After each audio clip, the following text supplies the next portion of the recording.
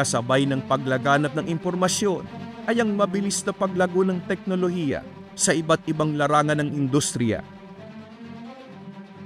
Ito ang dahilan kung bakit nagsagawa ng 2-day technology seminar ang Iglesia ni Cristo Engineering and Construction Department. Ang 2 araw na technology seminar ay ating isinasagawa para sa proyekto ng kagawaran na pinagtibay ng ating pamamahala, ang kapatid na Eduardo V. Manalo. Nawa po ay may pagtagumpay natin ang layuning ito para sa lalong ikaayos at lalong maging efficient ang ating mga paggawain sa construction natin ng mga kapilya at iba pang mga mihuras.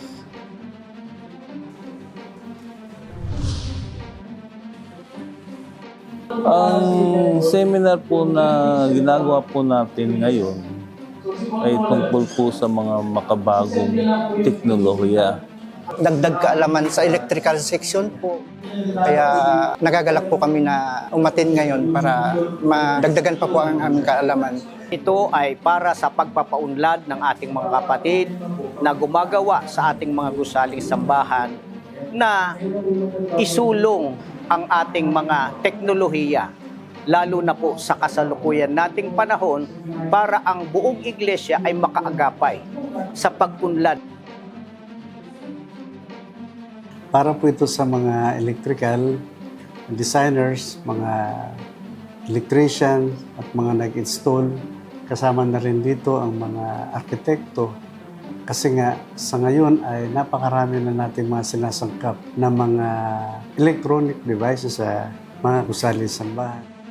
Ang nasabing aktibidad ay labis na ikinagalak ng mga kawani dahil ang mga paksang tinalakay ay tunay na kanilang mapapakinabangan sa patuloy pa nilang pagtupad ng kani-kanyang gampanin. Ang mga electrician po natin, ang mga installer, ay kinakailangan pong dumaan sa pag-aaral, dumaan sa training para maiangkop nila yung kanilang kasanayan doon sa mga makabagong teknolohiya. Nang sa gayon, dumating man ang panahon na i-maintain ang mga system, kayang-kaya na ng ating mga electrician at installer. Nag-invite tayo ng mga guest speakers doon sa mga companies na mga nagsusupply sa atin. Pagdating po sa mga technical na mga tinuturo nila ay na-impart sa mga electrician natin at sa mga installers.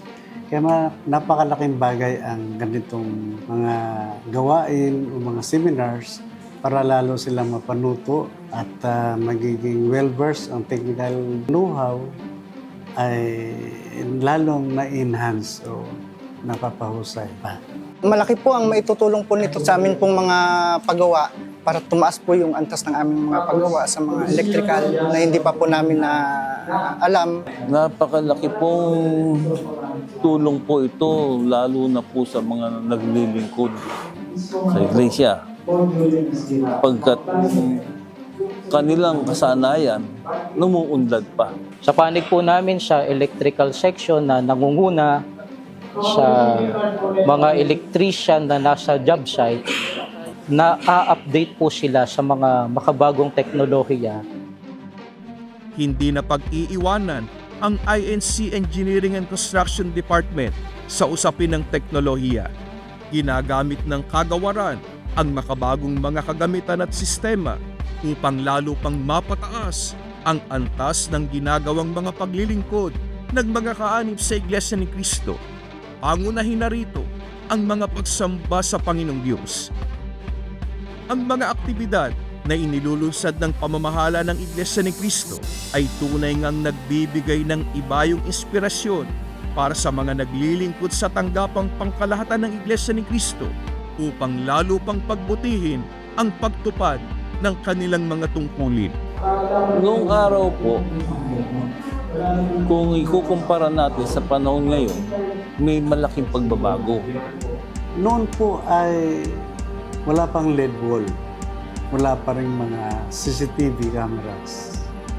Nung dumating po ang mga bagong teknolohiya sa kasalukuyan, pumasok na po yung mga FDAS, yung mga CCTV, mga electronics natin na ginagamit nating mga LED wall.